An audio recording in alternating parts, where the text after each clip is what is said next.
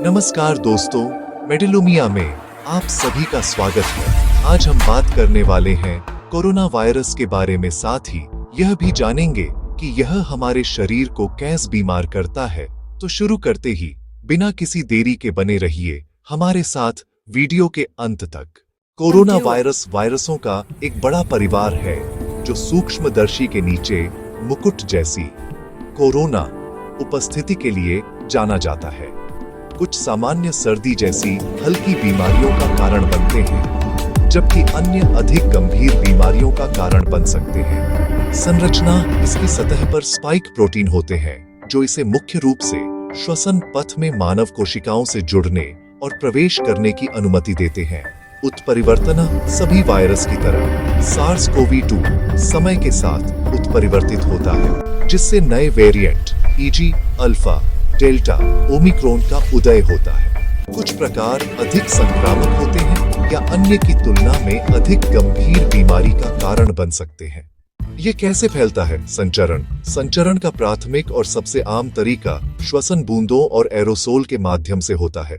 श्वसन ड्रॉपलेट्स: जब कोई संक्रमित व्यक्ति खांसता है, छींकता है, बात करता है या सांस लेता है तो वे अपनी नाक या मुंह से छोटे तरल कण छोड़ते हैं। ये बड़ी बूंदें आसपास के लोगों के मुंह, नाक या आंखों में गिर सकती हैं, आमतौर पर 6 फीट 2 मीटर के भीतर। एरोसोला: छोटे श्वसन कण जो मिनटों से घंटों तक हवा में रह सकते हैं और लंबी दूरी की यात्रा कर सकते हैं, विशेष रूप से खराब हवादार इनडोर स्थानों में। सतह संचरण: कम सामान्य, वायरस से दूषित सतह को छूना और फिर अपनी आंखों, नाक या मुंह को छूना।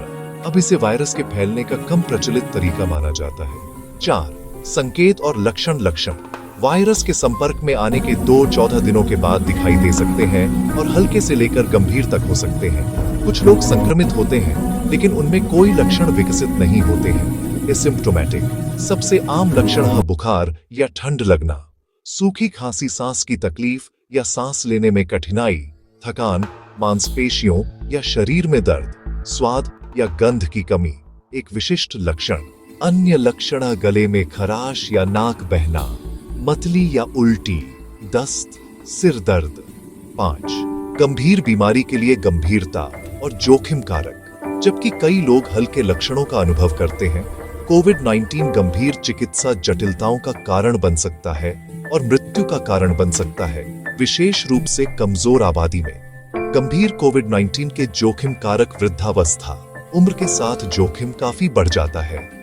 अंतर्निहित चिकित्सा स्थितियां जैसे कि हृदय या फेफड़ों की बीमारी, कैंसर, पुरानी गुर्दे की बीमारी, मधुमेह टाइप 1 और टाइप 2, मोटापा, कमजोर प्रतिरक्षा प्रणाली, प्रतिरक्षात्मक रूप से कमजोर, गंभीर जटिलताएं, निमोनिया, तीव्र श्वसन संकट, ARDS, रक्त के थक्के, बहुअंग विफलता, हृदय, गुर्दे, यकृत और लंबा कोविड।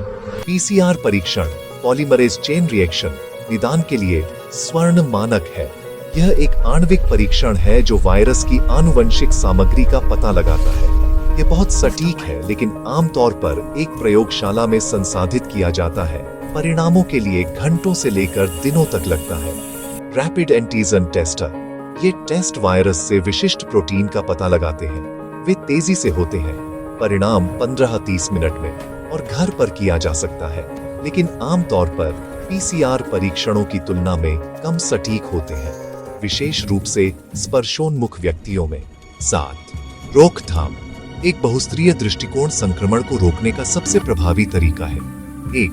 टीकाकरण: कोविड-19 टीके गंभीर बीमारी, अस्पताल में भर्ती होने और मृत्यु को रोकने के लिए सबसे प्रभावी उपकरण हैं। वे हमारी प्रतिरक्षा प्रणाली को वायरस को पहचानना और उससे लड़ना सिखाते हैं। 2.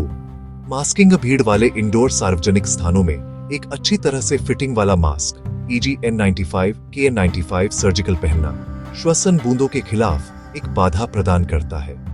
3. वेंटिलेशन: खिड़कियां खोलकर या एयर फिल्टर का उपयोग करके इंडोर वेंटिलेशन में सुधार करने से हवा से वायरस के कणों को फैलाने और हटाने में मदद मिलती है। 4. हाथों की सफाई: साबुन और पानी से हाथ धोना या अल्कोहल आधारित हैंड सैनिटाइजर का उपयोग करना। 5. शारीरिक दूरी: दूसरों से दूरी बनाए रखना, विशेष रूप से सार्वजनिक रूप से। उपचार बीमारी की गंभीरता और व्यक्ति के जोखिम कारकों पर निर्भर करता है। हल्की बीमारी के लिए घर पर सहायक देखभाल, जिसमें आराम, तरल पदार्थ और ओवर दी काउंटर बुखार कम करने वाले शामिल हैं।